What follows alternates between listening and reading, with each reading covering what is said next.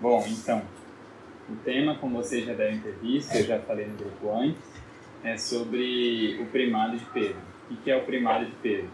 Em outras palavras, é o sumo pontificado, é o pontificado, é o papado. É sobre isso que vai ser dito. Sobre essa posição de primeiro que Pedro tinha no colégio apostólico. Bom, já quero falar aqui para quem peço que todos leiam depois com calma esse documento.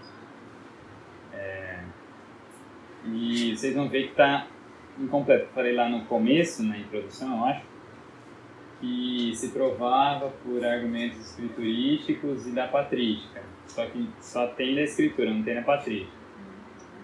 Foi porque não deu tempo. É por isso. Mas depois eu completo e mando completo. Bom, então eu vou meio que fazer assim, algumas partes eu vou fazer leitura comentada e outras partes eu vou falando.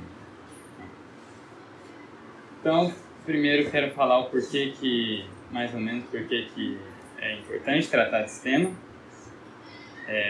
Porque a gente estava tratando sobre os Atos dos Apóstolos, né? Então, parece que não tem muito a ver. Poderia falar que tem o Concílio de Jerusalém, lá no capítulo 15 dos Atos, e aí tem a questão que tinha os judaizantes, tinham pessoas que queriam continuar com a lei de Moisés, e isso deu um problema, porque continuar com as práticas mosaicas é negar a vinda de Cristo. E aí quem resolve no final das contas é São Pedro. Então, aí já tem um indício do primado de Pedro, então teria um pouco a ver com os Atos, né, que é o que a gente estava tratando. Mas, a rigor, a intenção de fato de eu tratar isso daqui é porque é muito legal e é muito importante também. Então, mesmo que não tenha muito a ver com o que a gente estava tratando, é importante. E, bom, por que é importante? Isso se vê pela importância da coisa e pelo modo como tanto os católicos como os hereges de maneira geral, não só os protestantes de maneira mais sistemática, mas antes dele já existia a negação do primado de Pedro, como eles se comportavam diante desse tema. Os católicos sempre colocaram com muita importância isso, e depois, não sei se vai ser hoje ou em outra oportunidade, a patrística, que é o período, desde o período pós-apostólico. Então, o que não entra na patrística são os apóstolos, né, que isso aí não entra.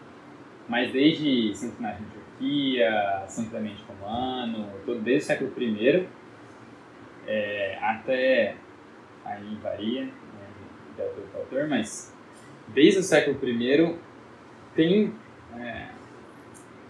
esses bispos, na maioria eram bispos, Santo Inácio era bispo, Antioquia, e tudo isso, eles davam muita importância para Pedro. Eles já colocavam a sede de Roma como assim, muito importante, como na escola de Santo Irineu, né, que foi um bispo do século II, de Lyon, na França.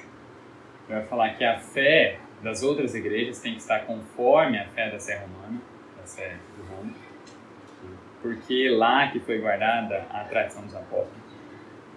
Então, isso no século II já se reconhece, e tem muitos outros testemunhos que a gente vai ter a oportunidade de ver. Bom, então a importância do tema em si, essa importância que os católicos sempre deram, a importância do tema em si, o próprio São Roberto de Adarmino, que é o maior controversista católico que já existiu, tem uma disputa sobre a fé cristã, que é uma coleção dele muito detalhada e talvez a melhor sobre essas controvérsias, porque ele viveu depois do protestantismo, né? Então ele já respondeu muitas objeções. E ele fala no começo do primeiro volume, que é sobre o Sumo Pontífice, que é o tema mais importante da fé, é o papado. Por quê? Porque o que é de mais característico no catolicismo, em especial, é o Papa. é o papado? É o caráter hierárquico da igreja, é o corpo da igreja. Tem o corpo, tem a alma da igreja. Então, o corpo da igreja, que é a hierarquia, é o que há de característico no papado. Quase todos os hereges e o protestantismo de maneira geral sempre acreditam numa igreja invisível, numa igreja espiritual. Isso é uma ideia gnóstica e que é muito comum isso de não ter hierarquia, Então, o papado é uma nota muito característica que os santos também falam que é muito importante. E, se vocês verem na introdução, eu traço uma breve história sobre o ataque que os heterodoxos, os hereges, fizeram ao papado. Então, vocês vão ver que pelo menos, que eu tenho notícia, pode ser que tenha tido antes, desde o concílio de Calcedônia, foi o quarto concílio ecumênico, que foi em 451. Desde lá, já tinham os orientais, porque vocês sabem que o Oriente é césaropapista, né? Então, durante muito tempo, eles foram césaropapistas. Agora, nós sabemos que não tem mais César, né? Mas eles colocavam o imperador acima do próprio Papa. Então, o imperador também tinha funções religiosas. Ele era pontífice. No Oriente? No Oriente. Então, desde o concílio de Calcedônia, o Oriente já tinha um pouco essa orientação. Porque vocês vão ver que duas coisas importantes aconteceram no concílio de Calcedônia. Uma foi que os bispos de Alexandria, do Egito, né? Os bispos de Alexandria não aceitaram as decisões do concílio sobre a humanidade de Cristo. Daí surgiu o monofisismo, que é uma heresia que diz que Cristo só tem uma natureza, que é a divina. Então você já vê uma revolta ao Papa, porque o Papa que convocou, eu não sei se foi ele que convocou, mas eu sei que ele deu o aval, ele sancionou as decisões do concílio. Então era um concílio que tinha caráter dogmático, e eles estavam resistindo a essas decisões papais. Então você já vê uma certa atitude antipapal e uma confrontação ao pontificado. E também, no mesmo concílio de Calcedônia, surge o Patriarcado de Constantinopla. Eu acho que ele surge até antes, mas é aí que certos padres orientais eles colocaram o Patriarcado de Constantinopla como em pé de igualdade com os outros 3 grandes patriarcados, que eram de Antioquia, na Síria, de Roma e de Alexandria. O Patriarcado começou, sei lá, diocese. Por que esses 3 eram principais? Porque eles tinham origem apostólica. São Pedro e São Paulo foram mártires em Roma, isso também é um ponto muito importante, que eu creio que vai ser tratar mais pra frente, porque isso não é nem de longe um ponto unânime, tem 1001 detalhes. Mas eles morreram lá, o fato é esse, eles morreram lá, em Roma, e foi lá que Pedro exerceu pontificado durante mais de 20 anos. São Pedro, depois que saiu da Judéia, foi para Alexandria, foi para Antioquia, tanto que lá no calendário antigo, 22 de fevereiro é a Cátedra de Pedro em Antioquia, como relembra esse fato, que é um calendário bem antigo, tem bastante valor. E em Alexandria agora eu não lembro que apóstolo que foi, mas o fato também tem origem apostólica. E Constantinopla não. Na verdade, Constantinopla foi uma cidade fundada no começo do século IV para ser a capital do Império do Oriente. Então, era Bizâncio o nome da cidade, uma vilazinha lá. Então, não tinha origem apostólica nem de longe. Então, essa é uma pretensão que eles tinham sem nenhum sentido, sem nenhuma prerrogativa. E isso foi um primeiro passo. Com o tempo, eles foram começando, o patriarca de Constantinopla foi começando a arrogar para si vários direitos que eram exclusivos do Papa.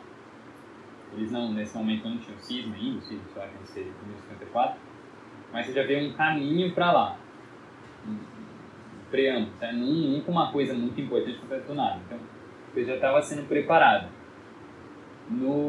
Na virada do século VI ou VII, quando São Gregório Magno era Papa, eles já diziam que o Patriarca de Constantinopla era o Bispo Universal, mas esse título é exclusivo do Papa.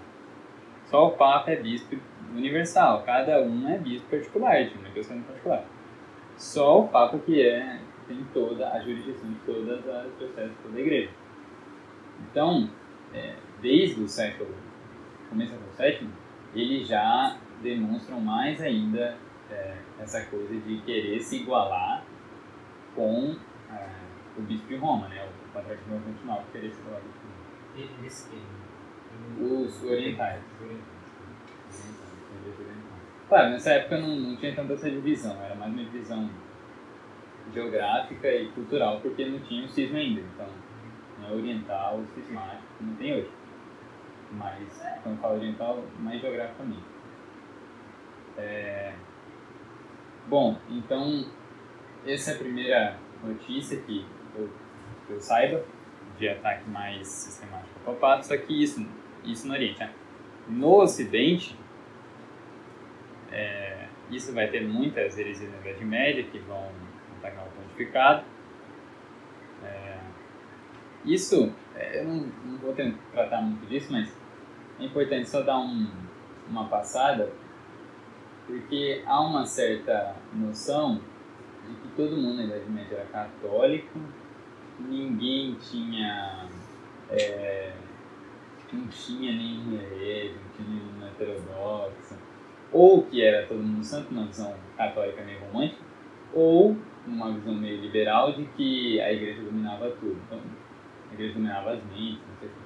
Então, ambas as ideias, no fundo, se reduzem em uma só, de que todo mundo era católico, mas essa ideia é falsa, e isso se vê na onda de heresia gnóstica no final do século XII, com os valdenses, por exemplo, que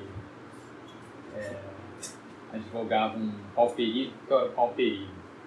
Eles, depois, os franciscanos espirituais também, vão ser uma ala dos franciscanos meio radicais, também vão negar o papado, e que vão advogar o pauperismo, que é essa coisa de que não pode ter nada material, que não pode ter propriedade,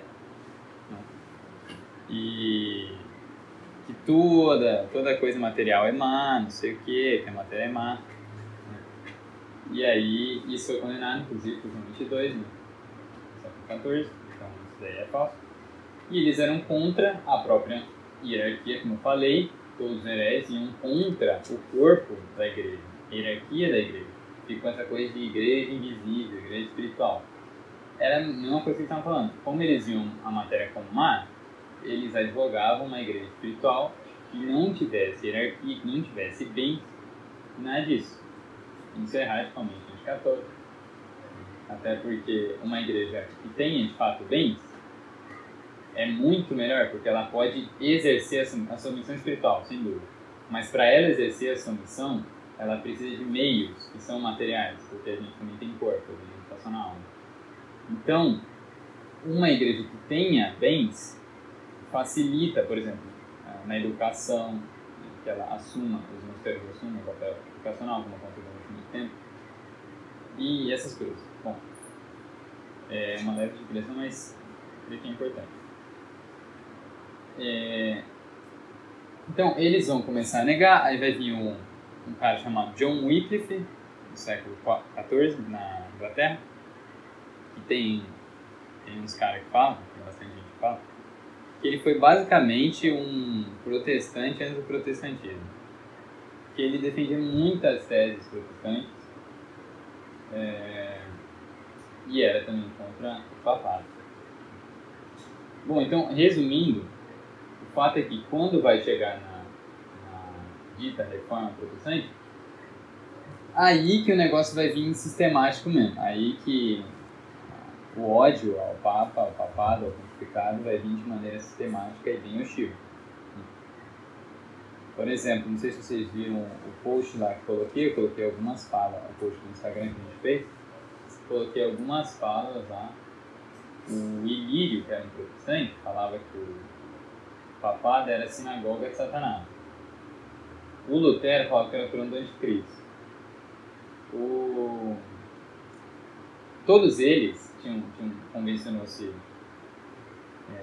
que entre eles chamassem, como está escrito aqui, os lugares pantanosos, que tinham lama, que eram sujos de papa. Uma coisa meio idiota, né? São assim, que essas coisas assim, eles davam nome de papa. Então era meio que o ódio meio cego deles. Tanto é que vocês forem ver, não sei nem muito antes, talvez até protestantes atuais continuem com um apelido de papista, né, para católico. Católico é papista, não sei se vocês já ouviram falar disso, mas se vocês forem voltar um pouco, isso daí hoje não é tão comum, mas antes, se vocês forem ver alguns livros de história, é bem comum os protestantes chamarem os católicos de papista. Então, você vê, eles tinham todo o ódio para destilar aos católicos. Como que eles expressam esse ódio? Chamam de papista. Eles acham que isso aí é ofensa máxima, chamar de papista de seguidor do Papa. Então, bom, isso daí se poderia multiplicar muito, né? Pode falar, os liberais também, os maçons aqui na época do Brasil Império, né? Outra coisa também que o Brasil Império não foi nenhum mar de rosas, né? Também que advogava uma igreja nacional, que ia ser independente do Papa e tudo isso. Bom, então, entrando propriamente no tema, tem como tratar esse tema de dois modos, como eu já falei antes. Da própria Escritura, pela própria Escritura, tá? Porque, primeiro, eu já ia dar uma dica para vocês, não falarem assim, palavra de Deus, certo? Primeiro, porque isso não é um termo que se vê entre a tradição católica usado, e porque isso tem uma ambiguidade. Palavra de Deus é uma das traduções para logos, né, para verbo, que é o próprio Cristo, enquanto pessoa. Mas, ao mesmo tempo, se referia, o contexto comum se diz também, ao mesmo tempo, a Bíblia. Então, fica um pouco ambíguo. Para tirar a ambiguidade, para ficar claro, é melhor falar Escritura, Sagrada Escritura, coisa assim. E também é um termo muito corrente na tradição católica, não estou inventando nada. Então, tá, tem como tratar isso de dois modos, então. Pela Escritura ou pela patrística, como eu estava falando, foram os discípulos imediatos apóstolos e os que o seguiam. Desde século I, II, III, assim vai. Então, começando pela Escritura, a gente pode começar pelo texto célebre, né, e talvez o mais usado, que é o de Mateus 16. Mateus 16 é quando Nosso Senhor, aquele texto que Nosso Senhor fala, depois que pergunta lá, né, o que os outros dizem que eu sou, aí eles estavam falando, uns dizem que é Elias, outros João Batista, alguns profetas. E aí, quando São Pedro diz que ele é o Cristo de Deus e faz a confissão de fé, de fato, que Cristo era Deus, ele vai e fala aquelas frases bem solenes e importantes, né?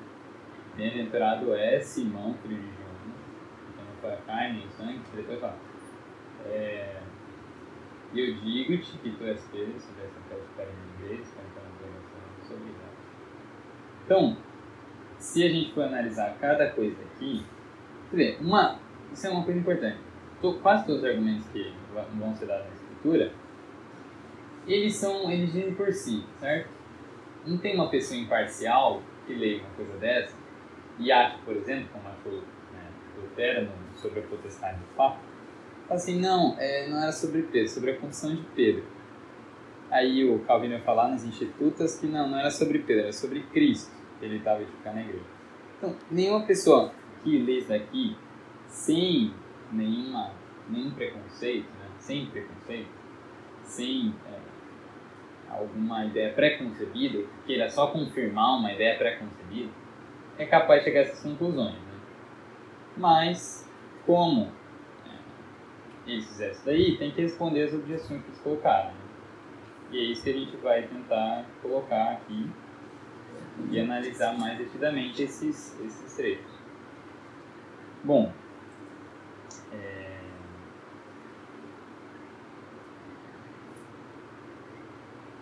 Então, colocadas essas duas objeções, que seria ou com a confissão de Pedro, ou sobre Cristo mesmo. Tá. Mas a gente tem que ter em mente, primeiro, que Pedro e pedra significa a mesma coisa. Em siríaco ou aramaico, né? Que era a língua que eles falavam. Tanto é a língua que eles falavam, que você vai abrir lá no Evangelho de São Marcos, ó, ele vai falar ao Pai, né? Bom, não vou falar porque não sei falar, vai ficar feio a pronúncia, né? É quando ele fala Senhor, Senhor, por que me abandonaste? Mas ele fala em aramaico, tá lá no escritor, não quiser ver. Ele fala em aramaico, que mostra de fato a língua que eles falavam. E em aramaico, e essa tradução continua em algumas versões do árabe antigo e também do grego, Pedro e pedra significam a mesma coisa. Pedro e pedra. Então, a rigor significa: tu és pedra e sobre esta pedra edificarei minha igreja. Por que ficou Pedro? Porque algum tradutor grego, porque os primeiros evangelhos foram traduzidos para o grego, né? A maioria foi escrito no grego, só de São Mateus não. Mas algum tradutor grego, um copista, sei lá, colocou, porque em grego, como diz, significa a mesma coisa, é Cefas significa tanto Pedro quanto pedra, colocou, acho que se mudar uma letra no final, coisa assim, fica masculino. Então, como ele sabia que era Pedro, ele colocou essa letra no final para se referir, para mostrar que era um homem que Cristo tinha dito aquilo. Aí, ao invés de Pedro, ficou Pedro. Mas a coisa significa a mesma coisa. Não muda. Então, isso é uma coisa que tem que ter em mente. Isso faz muita diferença. Isso daí dá uma ideia mais clara ainda de que é a Pedro que está falando. E cabe ressaltar também que na primeira vez que Cristo se encontrou com Pedro, ele já mudou o nome de Pedro. Ele já falou que ele não ia mais chamar Simão, mas ia chamar Cefas, que é Pedro ou Pedro. E aqui ele volta de novo, né? E fala de novo que ele é Pedro. Bom, então tá, a gente vai ver se é razoável essa coisa de ser a confissão de Pedro ou sobre Cristo. Bom, o Cardeal Caetano, que foi um cardeal importante no Concílio, não foi no Concílio de Trento, foi um pouco antes do Concílio de Trento, ele falou assim: nenhum documento civil daquela época, mas acho que isso se aplica até hoje, talvez, nenhum documento civil tem tantos pormenores, tantas informações que esse discurso de Cristo a Pedro. Então, se vocês forem ver, tem tanto indicativo de que Cristo está falando com Pedro que não tem nem como. Então, quando ele começa esse discurso, ele fala já Simão. Então, fala o nome de nascimento. Ele já tinha mudado o nome dele, mas faz questão de chamar ele pelo nome de nascimento. Simão. Demonstrado é Simão, filho de João. Então, fala o nome do pai, fala a estirpe dele.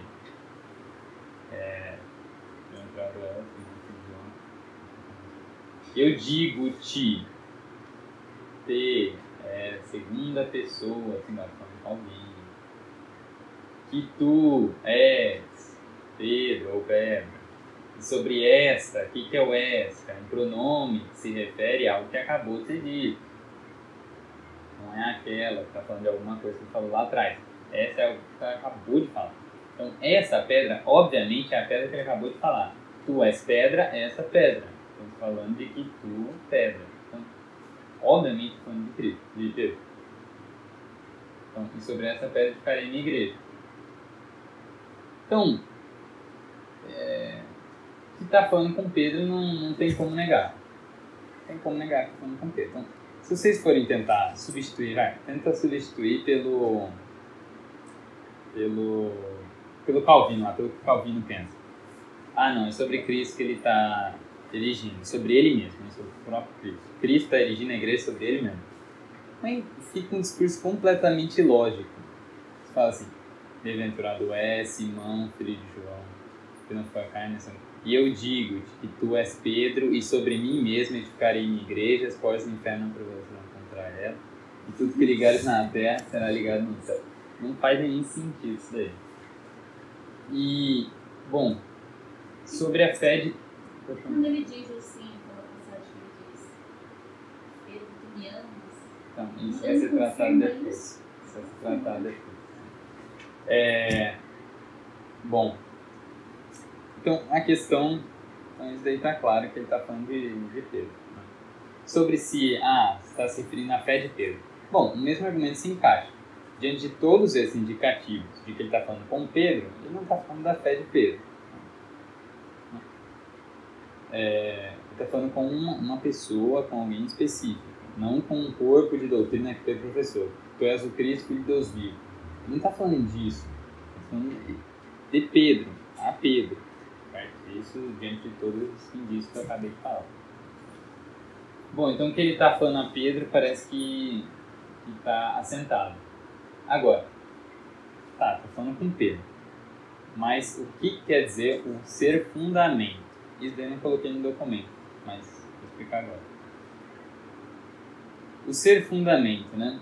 Obviamente é uma metáfora, né?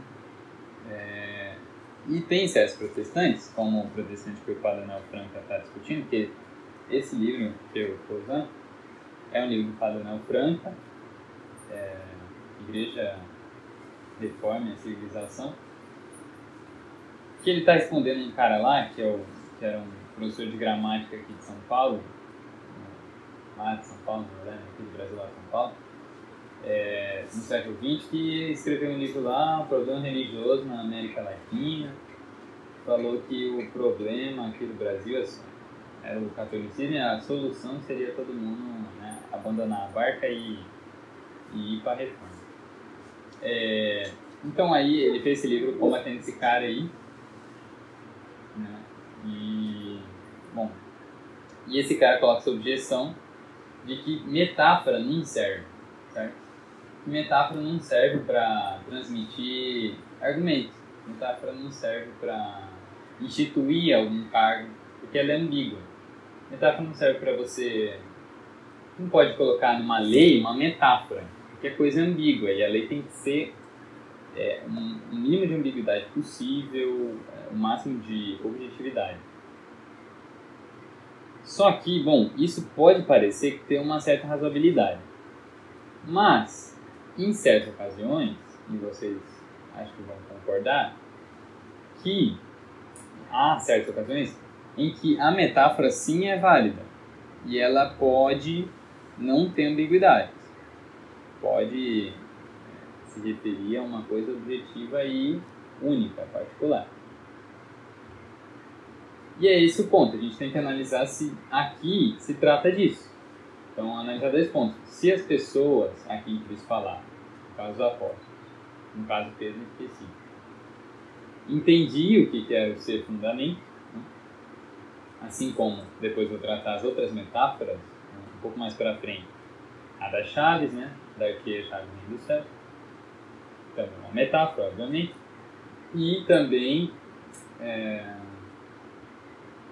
o poder de ligar e desligar. Também uma metáfora. Né? Bom, então tem que analisar essas duas coisas. Se ele entendia o que ele estava falando e se a metáfora não era ambígua. Né? Bom, que o ser fundamento não seja ambíguo nesse contexto, ao menos para qualquer pessoa, é manifesto. Por quê? Porque o que o fundamento é para o edifício? O fundamento é alicerce, né? O que isso é para o edifício? Obviamente, é aquilo que sustenta o edifício. É aquilo que faz com que o edifício não caia. É aquilo que dá base para o edifício. Então, assim como o fundamento é isso para um edifício, assim é Pedro para a igreja. Bom, inclusive, outra metáfora que Cristo usou, por exemplo, como fundamento, né? Se você negar que ele não pode usar a metáfora aqui, vai ter que negar que ele também não pode ter usado lá no Sermão da Montanha, que é insensato a pessoa que constrói a casa sobre a areia, né? E a pessoa que constrói a casa sobre rocha é uma pessoa sensata. Bom, é a mesma metáfora, né? Se eles entenderam lá, vão entender aqui também. Então, se o fundamento é esse para o edifício, Pedro é esse para a igreja. Então ele é aquela pessoa, a pessoa que dá coerência à igreja, que dá estabilidade, que sustenta a igreja, que é a pedra angular, que é a pedra fundamental da igreja, sem a qual não há igreja. Não tem igreja sem Papa. Inclusive, é uma coisa interessante também, uma digressão é uma coisa interessante. Tem muitos sede-vacantistas que usam o próprio São Roberto de Anhembi para abonar as suas posições. Mas, se alguém for ler sobre os sumos é ver que ele mesmo fala que ininterruptamente vai ter sucessores de Pedro. Então, ele mesmo, digamos assim, condena antecipadamente o sede-vacantismo. Além de que isso também já foi resolvido no Concílio Vaticano I. Então, entendido essa primeira metáfora, já se vê o caráter de Pedro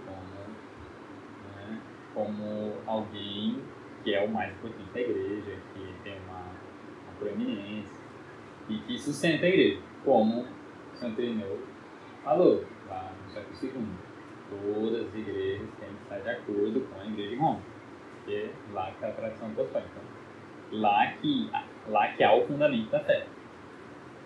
Quem constrói a casa da sua própria fé sobre essa rocha, que é Pedro, é sensato e vai vir tribulações e tudo isso não vai derrubar nada.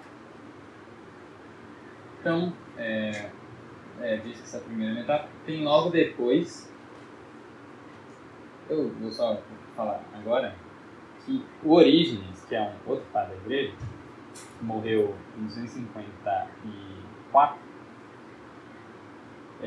ele veio em Alexandria, que era a capital do Egito, e lá tinha uma chamada Didascalia, que era uma escola filosófica teológica muito importante, que deu origem a São Clemente, Alexandria, Orígenes e a outros. Foi fundada inclusive por São Marcos, parece disso. Lá era uma escola de conversão dos pagãos, era uma escola de educação dos pagãos recém-convertidos. E ele fala uma coisa super razoável, que, bom, tem dois modos de uma casa cair, né? Ou você destrói a casa, ou você destrói o fundamento. Então, se as portas do inferno não vão prevalecer contra ela, as duas coisas têm que ser indestrutíveis. Tanto a própria casa, que seria a igreja, quanto seu fundamento, que é Pedro. Então, inclusive aí tem um certo argumento a favor da infalibilidade papal, né? Que o fundamento não pode falhar, senão a casa cai. Mas se for o caso, vai cair. Então o fundamento não vai falhar. Então, passando para a próxima metáfora, que Cristo diz, que é o dar-te-ei as chaves do reino dos céus. Obrigado, não quer, mas vai no céu. Obrigado, quero obrigado. Isso é logo na sequência. Bom, o que a chave significa? E se de fato os apóstolos entenderiam isso. Porque o fundamento, eles entenderiam o que eu disse? Já disse, já falei o porquê. Cristo já usou essa metáfora antes. E isso, bom, isso é de todos os tempos. Não há uma peculiaridade em nenhum tempo. Toda casa precisa de um fundamento. Não é hoje ou ontem, né? Qualquer casa precisa de fundamento. Então, obviamente, essa metáfora é, digamos, universal. Mas a metáfora da chave, não. É sob certo aspecto, mas nem tanto quanto a outra. Porque quem tem chave, obviamente, abre e fecha. Então, se davam, naquela época, chaves para os representantes do rei. Por exemplo, tem Isaías 22, que acho que o nome era Eliacim, ele ia receber o segundo cargo depois do rei, que era o de prefeito do palácio, coisa assim. E o que ele... Eu vou ler aqui a passagem para não falar besteira. Bom, tá aqui, ó. Impor-lhe-ei aos ombros a chave da casa de Davi. E se ele abre, ninguém fecha. Se ele fecha, ninguém abre.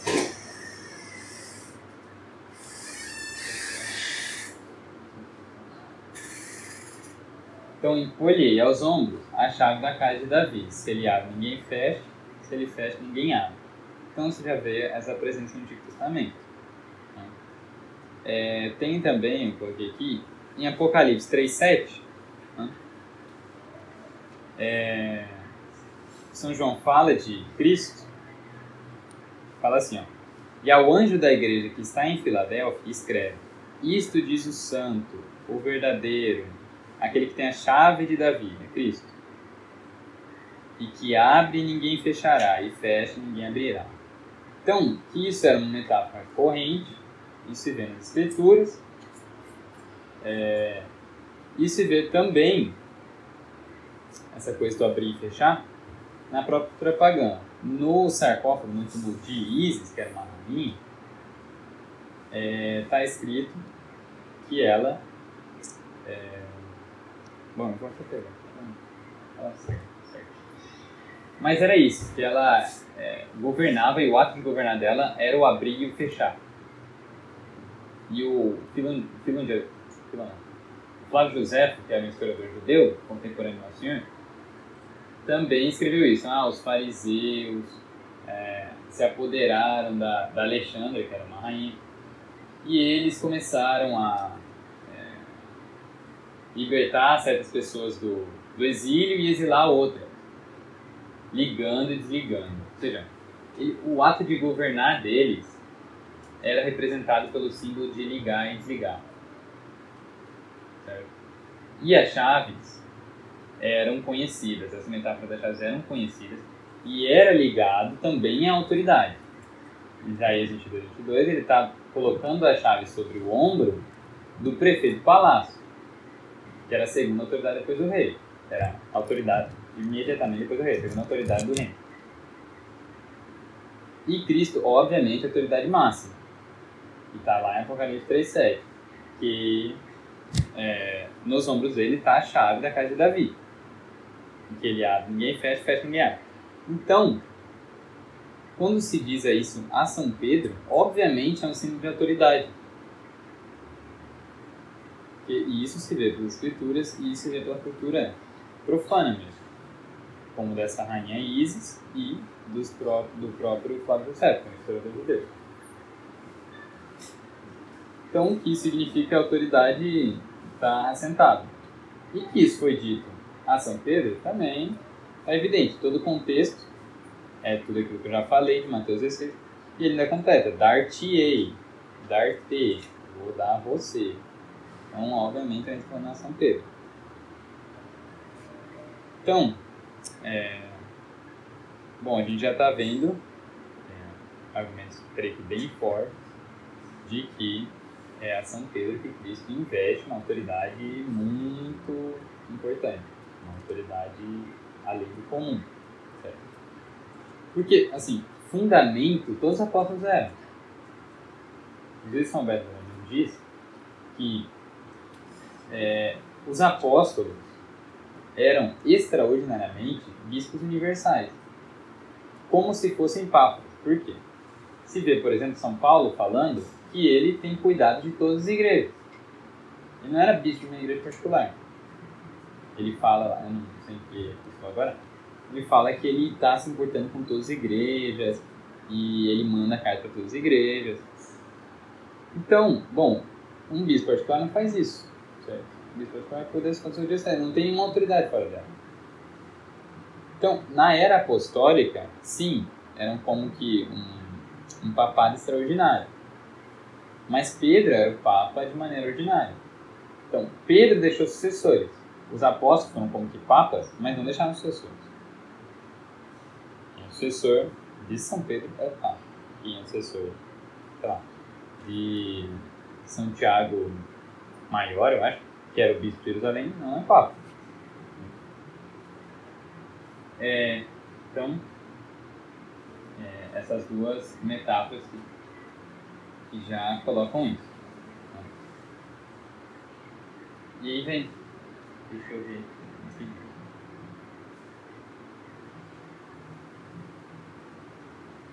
Se alguém tiver alguma pergunta, pode falar.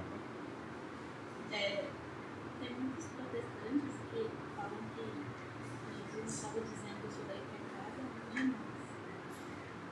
Não, mas isso é uma informação gratuita. Não tem nenhum indício de que ele diz a quem está lendo o texto. Pois é, Até porque... Assim, posso dar uma igreja porque... Mas isso é uma afirmação completamente gratuita. Até porque a cada um de nós... Não, o senhor está falando... Não era nem a todo mundo da época dele, era só os apóstolos que estavam escutando ele. A cada um de nós... A gente, primeiro, o fato de a gente estar lendo o que Jesus disse já é uma coisa contingente. Não era necessário que a gente estivesse lendo isso. A gente poderia não saber desse fato aí. Lá, o evangelista não quisesse registrar isso daí. Então, o próprio fato da gente saber disso não é necessário. A gente poderia não saber. E se a gente não sabe, a gente não ia ser investido, porque, obviamente, uma autoridade, ela tem que saber, ela tem que receber de alguém o seu cargo. Certo? E se a gente não tivesse conhecimento, né, digamos que isso se referisse, né, a cada um de nós, isso é uma informação completamente gratuita, mas digamos que se referisse a cada um de nós, a gente poderia não ter o conhecimento disso. E aí, a gente, obviamente, não é essa autoridade. Então, primeiro, quando uma pessoa faz uma afirmação dessa, você tem que impor a ela que ela prove que ela está falando. Falar por falar, até papagaio fala. Então, né? Não adianta sair mandando assim. Isso nem se refere nenhuma vez a você que está lendo, eu digo a você. Não faz nenhum sentido. Bom. Esse problema vem da questão da liberalidade com a língua. Exatamente. Você Cada não um tem uma interpretar. tradução na base. Bom, mas isso, e você pode rebater, já que você tocar no assunto, né? Você pode rebater esse argumento invocando, por exemplo, o testemunho de São Filipe, o diácono, né? Foi em Atos 6 que foi instituído diácono. Ele vai falar lá com o escravo etíope lá da rainha, eu não sei se qual capítulo que é, ou é 6 ou é 7, dos Atos dos Apóstolos. E o escravo lá tá é cocheiro, ele está conduzindo uma carroça. E ele está lendo Isaías. E ele fala, pergunta, acho que o diácono Felipe pergunta para ele se ele está entendendo, não sei exatamente os pormenores. Mas o fato é que ele fala, como que eu vou entender se ninguém me explicou? E aí o diácono Felipe vai lá, São Felipe, né?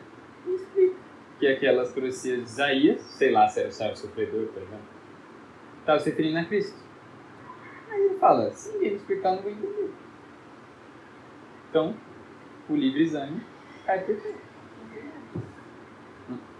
De qual que é esse caso? Então, não sei se é Atos 7, esse episódio. Ele é instituído em Atos 6, Atos Apóstolos 6. Instituído de Atos. Alguns outros, São Estevão. Mas esse episódio é logo depois da... Ressurreição, É um pouco depois da ressurreição. É logo depois da instituição do diaconato de São Felipe. Ele logo já vai para Samaria, depois ele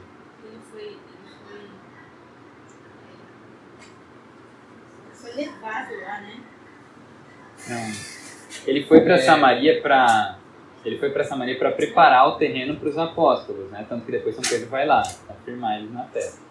Mas ele vai para Samaria pregar o evangelho. Né? Inclusive lá tem um episódio de Simão Mago lá. Mas aí depois ele vai indo para outros lugares e passa por esse lugar onde estava o escravo etíope. Ele é levado mesmo.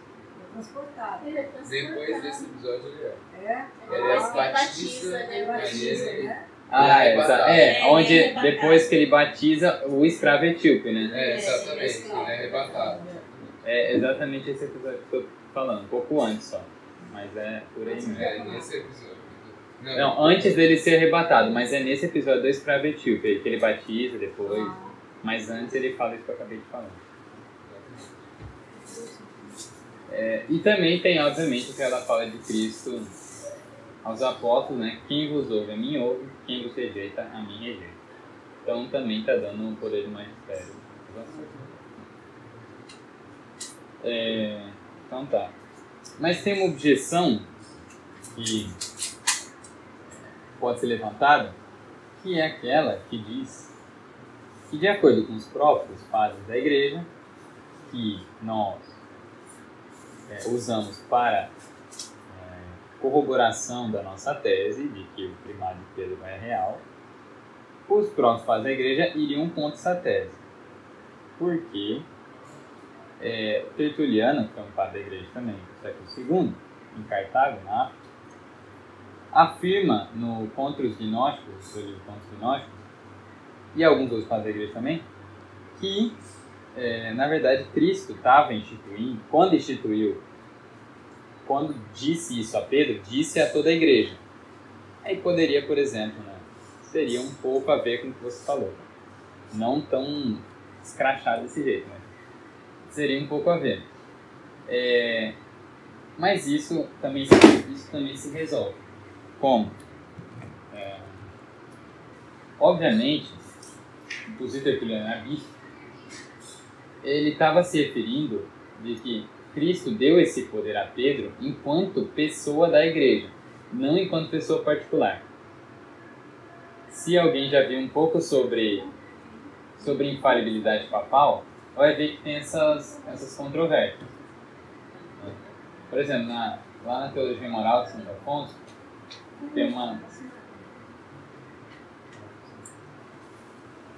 uma dissertação em que ele fala sobre a infalibilidade papal, e tinham certas pessoas, inclusive teólogos católicos, que afirmavam que o Papa, inclusive é uma certa mentalidade popular, que o Papa é infalível em todos os atos, declarações, entrevistas, tudo que ele fala. Ele é absolutamente infalível e sentenças irrevogáveis.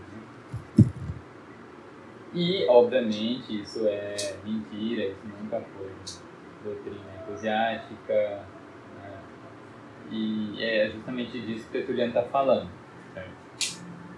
Que Pedro recebeu aquele poder não enquanto pessoa particular, não enquanto Pedro, não enquanto Simão, mas enquanto Pedro, enquanto vigário de Cristo, enquanto representante de Cristo, visível.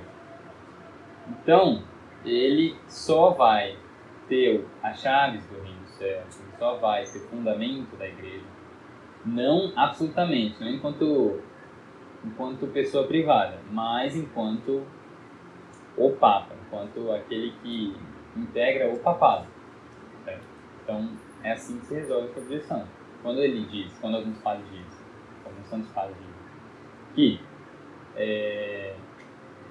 que essa promessa de Cristo também foi feita a toda a igreja depois que foi feita a Cristo, é disso que eles estão falando. Tanto que, senão eles seriam absolutamente contraditórios, porque, como a gente talvez vai ver depois, eles afirmam radicalmente que há sim uma hierarquia eclesiástica, há sim bispo, há sim papa. Eles não estão falando que todo mundo é papa, que todo mundo é padre, ninguém está falando isso. Então, essa é a resposta a essa objeção. Então, só para encerrar um pouco essa coisa da Chaves, colocado que a Chaves é símbolo de autoridade, isso se referia a Pedro, certo? A gente pode ver esse ligar e desligar um pouco mais sobre esse ligar e desligar, né? A gente já viu que esse ligar e desligar, pela própria cultura local, significava sim governar, significava sim instituir leis, governar de direito, exercer uma função de direito, certo?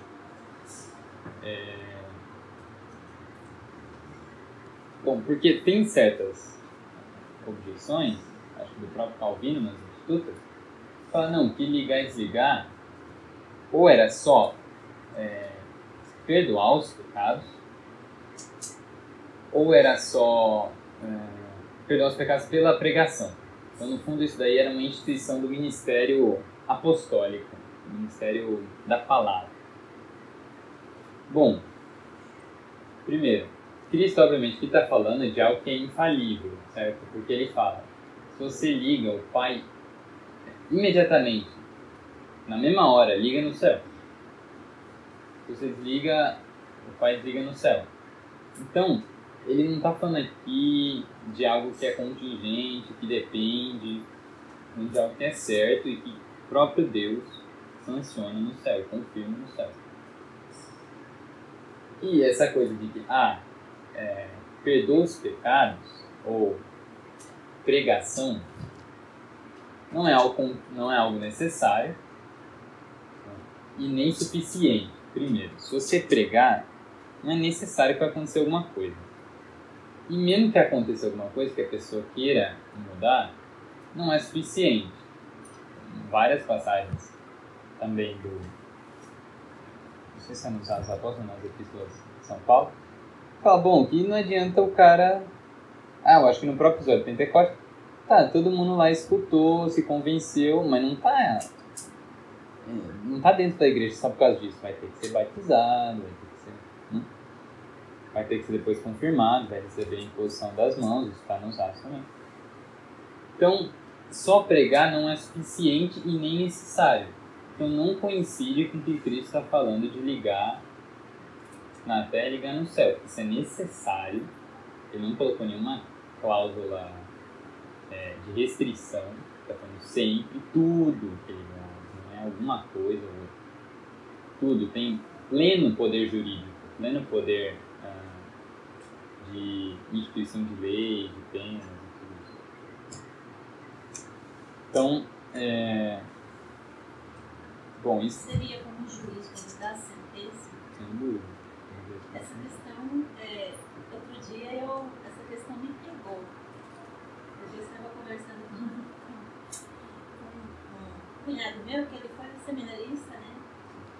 E aí ele falando, já houve santos, tem relato de místicos que eram declarados santos e tiveram visões de pessoas que tinham sido beatificadas, declaradas santos, e estavam no purgatório. E eu fiquei pensando, mas aí, se for ligado na terra e não for ligado... Beatificação não é infalível. Só canonização que é infalível. Outra, quem garante que a visão dele é real? Isso é outra coisa que é um ponto delicado, mas eu vou falar de maneira sumária. Pode surgir certas dúvidas em vocês. Não é disso que eu vou tratar, mas já que você tocou no assunto, isso é importante. Porque, bom, há uma certa também mentalidade popular de que você não pode lidar de nenhuma aparição aí no caixa-prego de Nossa Senhora, que só porque diz que apareceu, você já começa a tomar isso por fé, e quem nega não tem fé, é racionalista, não, mil coisas, pelo amor de Deus. Nem aparição aprovada da igreja não é obrigada a ter ato de fé. Sei lá, se não quiser acreditar em Fátima, eu posso não ter motivos para isso. Mas nem por isso eu vou deixar de ser católico. Fátima não é algo da revelação. Se vocês verem no livro 3º sobre a canonização do Papa Bento XIV, ele fala isso, que nenhuma revelação particular é de fé católica, é um ato de fé católica, é um ato de fé humana. Então você vai avaliar o negócio, vai ver se é razoável, se é prudente crer naquilo ali, se tem fato que comprova ou não. Mas no caso da canonização, por exemplo, ela é infalível. Canonização. Primeiro, isso não é declarado magistério que é infalível, é só consenso dos teólogos católicos. Mas digamos que... E com certeza, acho que na história, não só da igreja, do mundo da igreja, tem muitas pessoas santas que estão no céu que não são canonizadas. Não, isso com certeza. Isso eu acho que seria impossível. Mas eu falo da canonização mesmo, né? Que se há erro, se há... Então, isso não foi...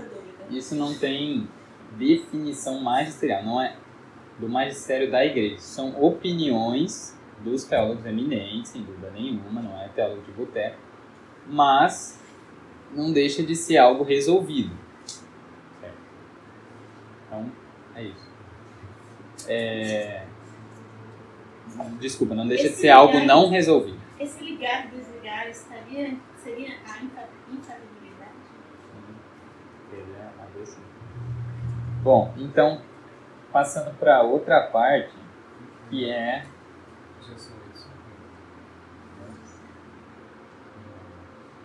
que é no Evangelho de São Lucas, certo? No capítulo 22, tem duas partes. Do versículo 25 a 28, se lê.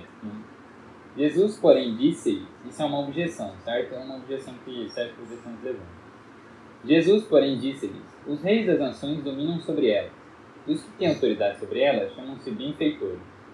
Não seja assim entre vós, mas o que entre vós é o maior, faça-se como menor, e o que governa seja como o que serve. Porque qual é o maior? O que está à mesa ou o que serve? Não é o que está sentado à mesa? Pois eu estou no meio de vós, como quem serve. Bom, em um primeiro momento parece que isso nega a autoridade, porque Cristo diz, bom, tem os reis que dominam as nações, e não seja assim entre vós. Então parece que ele está falando que não tem que ter nenhum rei, não tem que ter nenhum chefe da igreja. Não seja assim entre vós, apóstolos. Então ele está negando tudo que a gente acabou de falar. Não. Ele diz, os reis das... Não, deixa eu ler de novo, né? Os reis das nações dominam sobre elas, e os que têm autoridade sobre elas chamam-se benfeitores. Não seja assim entre vós. Desse modo, que vocês não governem como os reis das nações. Nações aqui também gentio, certo? Também servem como gentios. Então, ele está falando, obviamente, reis pagãos. Não seja assim entre vós. Que vocês não tenham este tipo de governo. Porque, se vocês forem ver, na sequência, o que Nosso Senhor quer dizer quando ele fala assim? Mas o que entre vós é o maior, faça-se com o menor. E o que governa seja como quem serve. Ele não está afirmando que tem um maior e que tem um que governa? O que é? O que entre vós é o maior, faça como quem serve. E o que governa seja... Não, faça-se menor. O que governa seja como quem serve. Então, obviamente, ele está falando que tem um maior e tem um que governa. E que esse maior não deve ser como os reis das nações, que são tiranos. Aqui está dominam, mas, bom, né? Obviamente o domínio não é justo. Que são tiranos. Não seja assim entre vós, mas que o maior, ele está falando maior. Então, há um maior. Seja como menor. E que o que governa seja como o que serve. Tanto isso é assim que ele vai continuar dando um exemplo de si mesmo. E esse mesmo vai falar, ó, porque qual é o maior? O que está à mesa ou o que serve? O que está comendo ou o que é garçom? Não é o que está sentado à mesa? Obviamente. Pois eu estou no meio de vós como quem serve. Ou seja, ele está falando, ele acabou de dar um ensinamento. Quem é grande, se faz pequeno. Quem governa, sirva. Quem que é maior? Quem está na mesa. Bom, eu estou servindo vocês. Então ele está falando que ele mesmo, Cristo, está seguindo o mandamento que ele acabou de instituir. Porque obviamente ele é maior do que os apóstolos. Tem outra passagem do Evangelho que ele fala, ó, vocês me dizem mestre e senhor e dizei o bem. Estão falando a verdade. Eu sou mestre e senhor. Então, ele não está se colocando no nível dos apóstolos. Já disse que ele era muito superior aos apóstolos. Mas ele está falando, ele está só confirmando que, de fato, ele não está abolindo hierarquia nenhuma. Mas ele só está dando um novo modo de reger. Que não sejam tiranos, mas que sejam reis, que trabalhem para o bem comum e não para o bem privado. Porque senão ele vai falar, ó, eu sou... E eu estou aqui servindo vocês. Ou seja, está implícito que ele está falando, eu sou maior e me fiz como menor, como eu acabei de falar que vocês têm que fazer. Então, ele não está negando hierarquia nenhuma.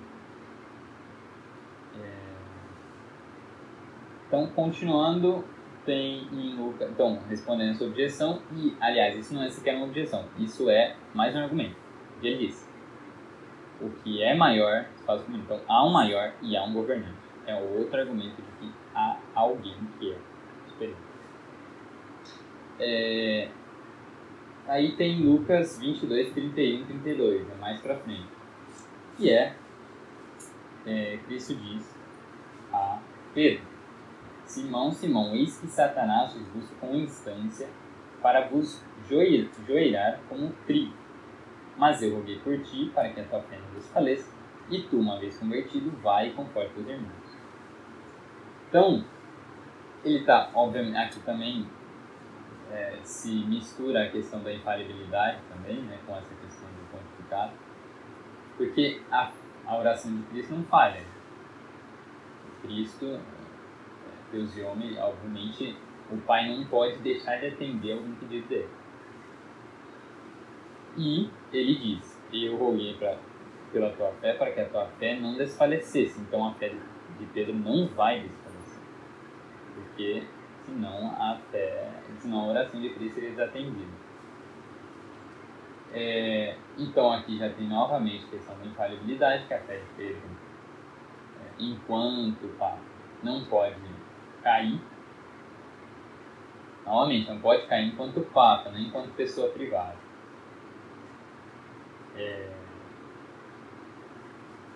E aqui também tem um paralelo muito interessante, além de que fala quando e tu, uma vez convertido, conforte seus irmãos, que confirma eles na fé.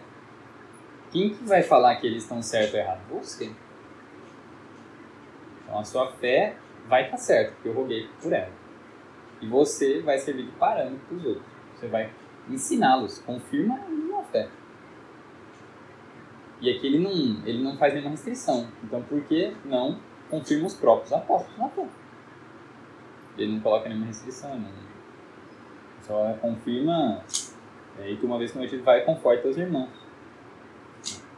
Aliás, provavelmente se referia principalmente aos apóstolos, porque Cristo não tinha ainda enviado eles para pregar para tudo que é lugar. E aqui tem um paralelo muito interessante com o próprio Mateus 16. Porque em Mateus 16 fala que as portas do inferno não prevalecerão contra ela. As portas do inferno, e aí Cristo fala aqui, Simão, Simão, Satanás os busca com instância. Então, bom, você vê que o inferno quer prevalecer sobre a igreja, mas não consegue. E Satanás quer fazer Pedro cair, mas não vai conseguir. Por quê? Porque Cristo rogou pela sua fé e ela não vai desfalecer. As portas do inferno não prevalecerão. Você falou sobre Pedro cair. Agora tem uma pergunta meio difícil. Não sei se eu sabe. Então, se você souber, é possível. O Papa ele pode ser cismático? Acho que não faz nem sentido. Não faz nem sentido. Senão ia cair no sério vacantismo. Herege também não. Então, esse negócio segundo São Roberto de Arminio, pode. Segundo Santo Afonso, não. Homem. Então, é isso mesmo. Bom, Tem opiniões, mas Fica não tem pensando da crise lá, que eu estou assistindo as aulas, ele fala um pouco a respeito sobre isso. E qual que é a... Tem uma heresia declarada, né? Tem uma que é mais velada. Então, alguns, formar material. então alguns autores falam que pode, outros que não. E esse padre, por exemplo, é um livro que ele usa, né? Ele fala que pode em parte. Obviamente, É só complicado. se puder, é só enquanto homem, obviamente. Enquanto Papa, definitivamente. E ele não pode, assim, de jeito nenhum, não vai acontecer nunca dele fazer um dogma herege. Não, de maneira alguma. Bom, então vocês veem aqui outro paralelo para mostrar que, de novo, Mateus 16 se refere a Pedro. As portas do inferno não prevalecerão, roguei para a tua fé, para que ela não desfaleça. e que o inferno está lutando contra a igreja, assim como Satanás estava buscando a todos.